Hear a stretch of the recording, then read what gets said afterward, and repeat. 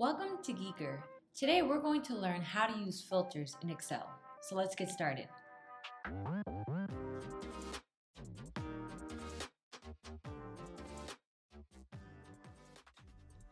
Filters are ideal, especially when you're working with a lot of data, and it helps you to sort and get through this information quickly.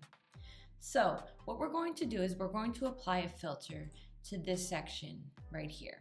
And there's a reason why I'm not including this over here. But for now, you're just gonna select the area that you wanna filter. Then you're gonna go up here to the top.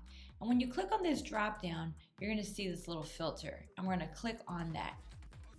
Then what you'll notice is now each column has a drop down that you can select from. So when you're doing filtering, you could decide if you want to sort it by alphabetical order from ascending or descending. You can also decide if you want to include certain names or certain things or not. So what I want to show you is this. When I choose a filter, and let's say I decide to do descending, I want you to pay attention to the fact that because this column G is not included, it's not going to change. So if I hit descending, now it changes everything in here, but column G is not included because it wasn't included in the filter.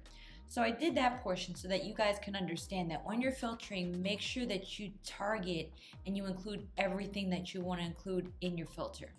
The other thing that you could do with filters, I'm going to show you in the year column, is you can select, particularly with months and years, you could say, all right, I only want to see 2022. And that's what we see. Or when I'm done here, I'm going to clear the filter.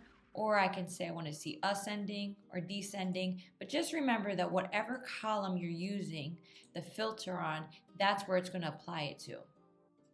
Now another cool feature is a color filter, which a lot of people don't really know about or don't use as much as they could. So what I can do here is I can decide to do ascending or descending based on color. So let's say I want to do ascending based on orange. And I click on that, and now it's going to filter that way. Or I can go down here where it says filter by color, and it's only going to show me the orange.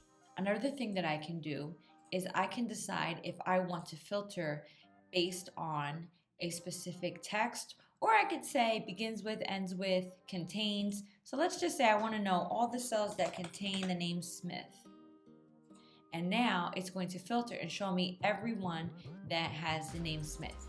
And that's it. Those are just some of the basic functions to using filters in Excel.